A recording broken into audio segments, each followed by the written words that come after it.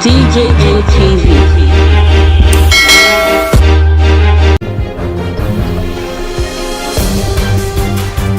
What's trending today in Nigeria? Yoruba activist Sunday Igboho, in a now viral video, has declared a Yoruba nation. He made the declaration during a conference in Ibadan, the Oyo State capital, insisting that it was time the Yoruba became a sovereign nation. With the declaration, the activist called on Yoruba people in other territories to return home before war breaks out. He also called on all traditional rulers in Yoruba land to support the movement in order to free the Southwest from slavery. This is reoccurring. It's like every week we find a new activist calling for their own nation. I remember we talked about this and you offered a solution, whether it is a federation or some sort, maybe. I don't know what your thoughts are on this case, but I feel like it's just, again, what we're facing in Nigeria. Yeah, another day, another declaration. Yes. He's actually come into the limelight, as it were, quite suddenly because of his clamoring about security in the Southwest, the insecurity that we're facing here in the Southwest. And this is the solution that he has proffered. Everybody should just go their separate ways. Because at this point, if it's every man for himself, because leaders from all over the country have called on people to start to arm themselves. And scandalously, even government officials have said, you'll recall, the Minister of Defense saying that people were cowards for not attacking the bandits. So if it's every man for himself, it might as well just become every region for itself. This is the ridiculous point that we have gotten to here because this unitary system simply is not working. We must restructure now. And we discussed this recently. You brought the story about Asari Dokubo making his own declaration about the Biafra customary government, which was dismissed, laughed out of the room, basically, by the Minister for Information, Alhaji Lai Mohammed. But if the government decides to take this approach with Sunday Adeyemo, great for him. If they decide to take the approach that they did with Omoyele Sowore, who you will recall did not even ask for any kind of a nation. He was trying to protest about the economy, security, free education, and they slammed treason charges on him. You'll recall he was held for a year, granted bail, rearrested. His travails continue till today. We discussed recently when he went for his last court appearance with a controversially dressed gentleman by his side. So the Nigerian government will wait to see how they respond to this particular latest call. And I do hope that beyond all of this, we see the importance, the necessity at this point, right now, to restructure this country once and for all. Well said, Tundu. Well, I think this is frightening. It's an indication of the strife, the division, the problem with Nigeria. Non-state actors like Sunday Igboho, like Asari Dokubo, like Nnamdi Kanu, and so on, have become the new intellectuals of the Nigerian community. And the rhetoric that comes from many of these non-state actors is a rhetoric of division, it's a rhetoric of violence, the rhetoric of confrontation. And we need to remind those who go to the extreme point, even in asking for justice, even in asking for equity within the Nigerian arrangement, that the Constitution of Nigeria says that Nigeria shall be one indivisible entity. And it is on the basis of that that the government clamps down on anybody who talks about secession. Now, before now, if you look at the rhetoric coming from the Southwest, not too many of the groups. You have the Yoruba Elders Council, you have the Afenifere, you have the Yoruba World Congress, you have the Omo Oduduwa group. Not many of those groups, have been talking about secession of the Yorubas. The message, the ideological message has been one of restructuring from Afenifere and also one of self-determination within the Nigerian arrangement. But Igboho, in the videos that have been circulating, has been talking about secession, has been talking about the declaration of the Oduduwa, of the Republic of Oduduwa. Now, I don't know the intellectual wink that is behind that, but one or two videos that he has released or that he has been involved in recently could, in my own estimation, be considered frightening. In one video, he's alleged to have said that if any politician in the Southwest decides to campaign or seek office in 2023, that the security of such persons cannot be guaranteed. In this second video, the one that you have shown, he says very clearly that Yorubas are tired of the Nigerian arrangement. Enough is enough. His group will reopen any border that is closed. And he called on Yorubas to unite. And he went further to say every Yoruba man that is in the north should return home. Yes. Because now it is time to confront these people. And he was talking about the Fulanis occupying major institutions in the southwest. The ports. Yeah. He mentioned the ports particularly. The airports, the seaports, Tinkan Island and Apapa Port. Now, in a federation, in a country like this, that could be something that could generate a lot of tension. And already a group, Arewa Youth Assembly, also issued a statement with a spokesperson of that group saying, yes, Sunday Igboho says Fulanis should leave the southwest and that Yorubas should leave the north. So that group also within the last 24 hours has said every Yoruba man should leave the north. And they are even calling on the security agencies to support them to get Yoruba people in the northern part of the country out of the place. So what is this? What it means is that Nigeria is sitting on a keg of gunpowder. Across the country, you have this rhetoric of division. And I think it's unfortunate that we have reached such a level. And that is why the government of the day must take public opinion seriously. You can't discount the agitation from all of these people. We had a 2014 National Political Conference. We have had several conferences in the past. All of that was being ignored. We have seen the urgency of dialogue. Right. We have seen the urgency of the need to take a second look at the Nigerian arrangement. We have seen a very serious need to look at the meaning, whether or not we have a nation and what it means to be a Nigerian. Well said, Dr. Abati. Rufai, your take on this story. This reminds me of Benjamin Disraeli's book, former British Prime Minister. He was also an author. The book is called Sibyl, or Two Nations. In that book, there were two nations, the nations of those that have and those that don't have. And that is what is playing out here. There are agitations by people that the country is not working for. And the people that it is working for are looking at them and saying, what are you talking about? And it's a very sad place to be. In the space of 1 week, two declarations. We've got Asari Dokubo, he said this on his own part.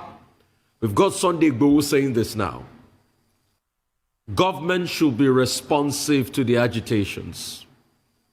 We should listen to people across board and try to fix whatever might be the problems, and not to appear to take sides. Because it's our nation, and it is one nation we have.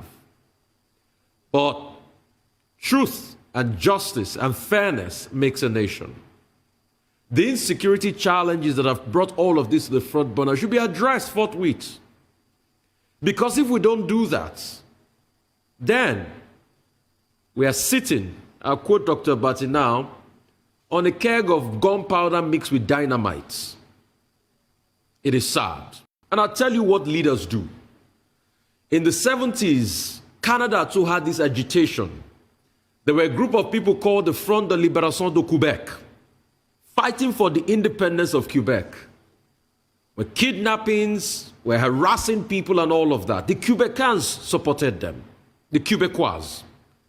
But guess what? There was also a leader called Elliott Trudeau that stood tall and said, we must change the country. He brought about what is called the Victorian Charter that led to the Constitutional Act of 1982 in Canada, that brought about bilingualism and a lot of restructuring in the Canadian system to douse the tension. Today, Elliott Trudeau is still remembered to be the father of unity in Canada because he took a stand. Leadership should take a stand, listen to the voice of those agitating, and try to rein people in and bring unity back. It is in times of crisis you know who a true leader is. Winston Churchill was celebrated because of how he stood tall during the Second World War. This is the time for the Nigerian leadership to stand twice as tall to unite this country. Thank you, Rufai. We're going to go on a short break now. And when we come back, What's Trending on the Morning Show will continue. Stay with us.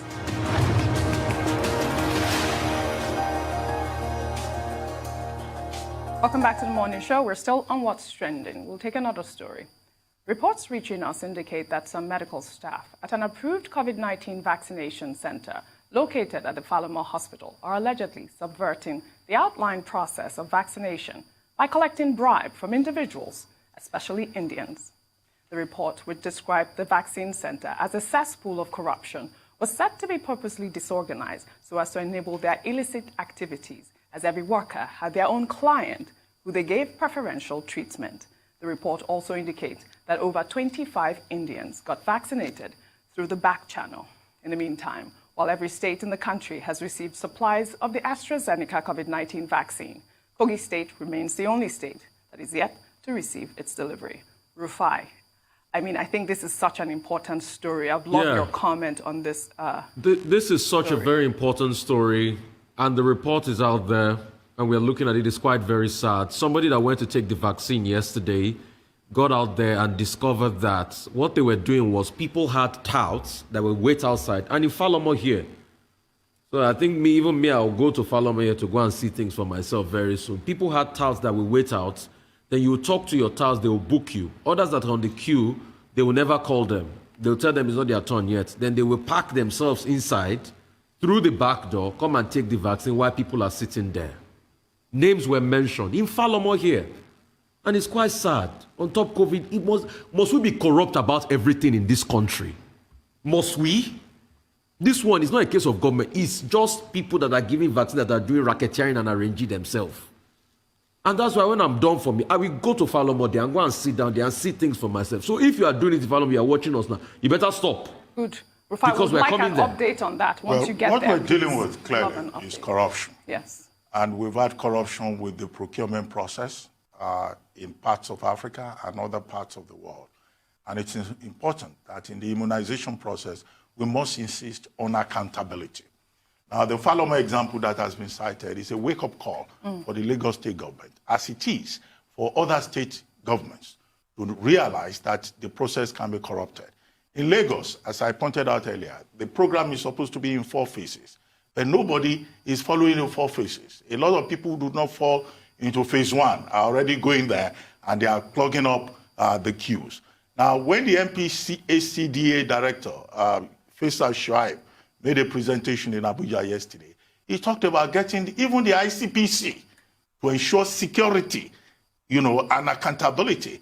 And at the time the rollout started, we were told that vaccine accountability officers will be deployed from the federal government across the country. Where are those vaccine accountability officers whose responsibility is to monitor the process? Yes, Tunde, a quick Hence the importance of the story. Yes. We really need to highlight it and draw attention to it. And the fact is that no Indian will give you Nigerians any kind of preferential treatment in their own country. Thank you for that. And here we are betraying our own in this really disgraceful fashion. Very valid point. Good point. We'll take another story. Former Vice President Atiku Abubakar has faulted the Federal Executive Council's approval of $1.5 billion for the rehabilitation of PortHarcourt refinery in River State. The former president, while reacting via Twitter, wrote that renovation was suspicious, to say the least, noting that Shell Petroleum Development Company last year sold its Martinez refinery in America, which is of a similar size to the PortHarcourt refinery, for $1.2 billion. He added that the refinery is more profitable than the one in PortHarcourt. The approval for the renovation comes amidst the controversial price increase in pump price of petrol that was later revised. Although Nigeria has 4 refineries, all government-owned, it currently imports virtually all of its refined petroleum products. This is such a controversial story. Yesterday I read from Dilo Malaya saying it is outrageous. It just goes to show that the government is either they're not consulting people, because apparently the refinery is less than the amount of money, or it costs less to even just close the refinery than to renovate it at that point. They call it like it's not a working refinery. Well, yesterday morning, Reuters brought this story, and my point was, why throw good money after bad? Yes. It makes no sense. Last year, we all congratulated NMPC for releasing their audited report, and in that report said that 3 refineries, including this PortHarcourt refinery, which is supposed to be 120 barrel per day capacity, had lost 1.6 trillion naira over the past 5 years. They should just be privatized and let's move on. And there's no need to rehabilitate them before privatizing them.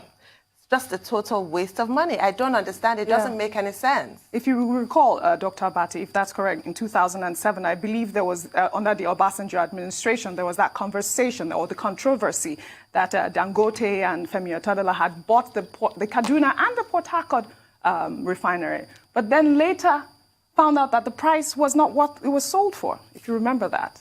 Well, these refineries have not functioned for years because we've not done the turnaround maintenance because of the crisis of corruption, the opaqueness within the Nigerian system.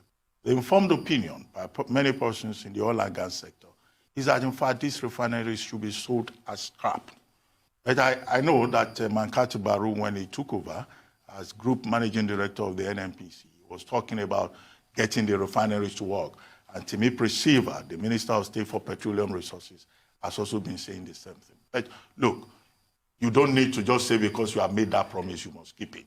Because according to the report that Tunu referred to, the audit report of July 2020, these refineries were not adding any value.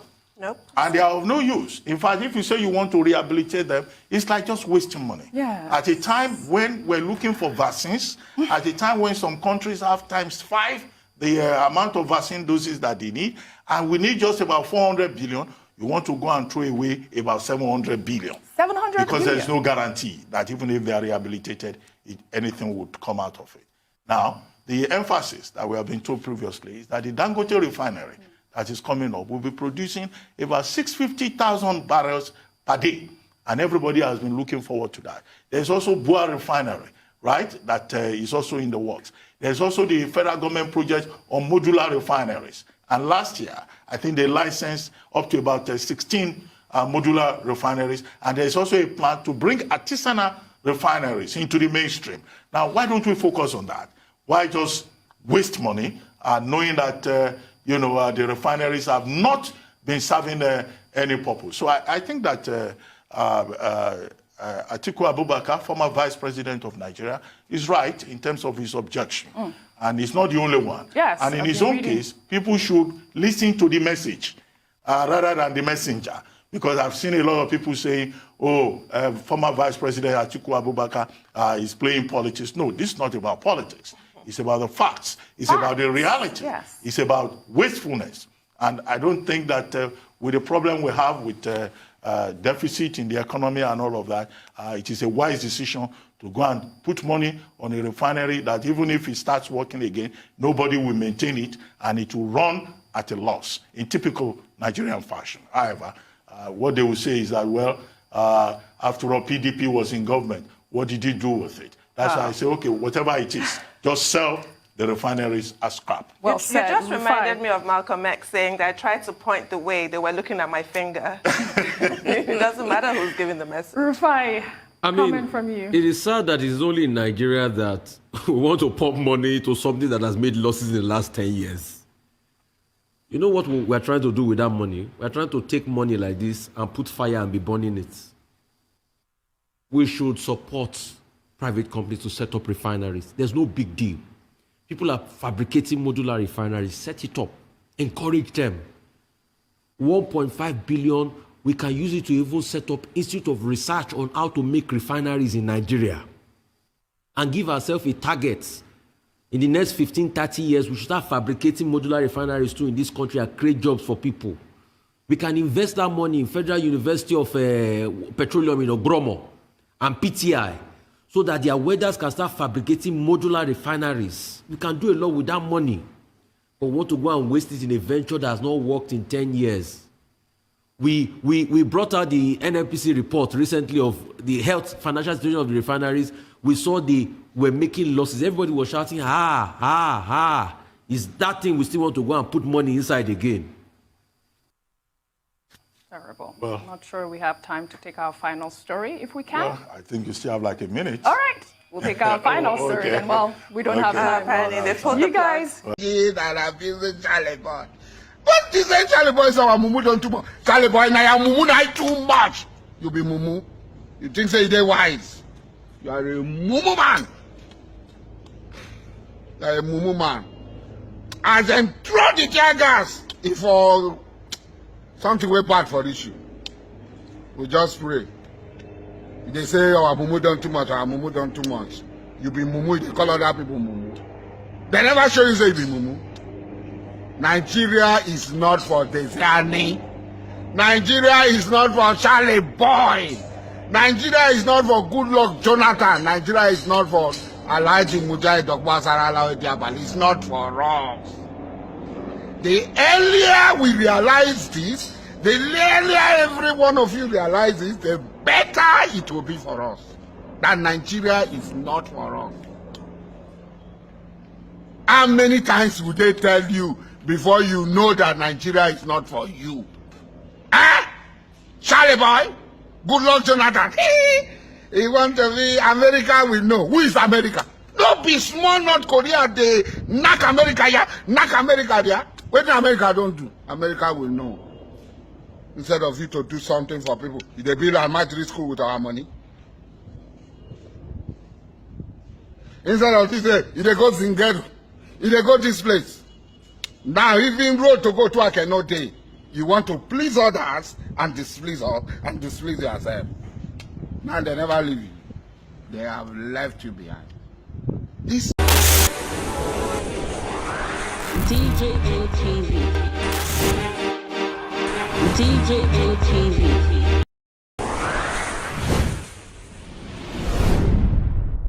These Fulani people don't say no, they don't like us. Welcome to DJM TV. DJM TV. DJM TV. DJM TV. DJM TV. Some of the delegates and ask them questions. DJM TV.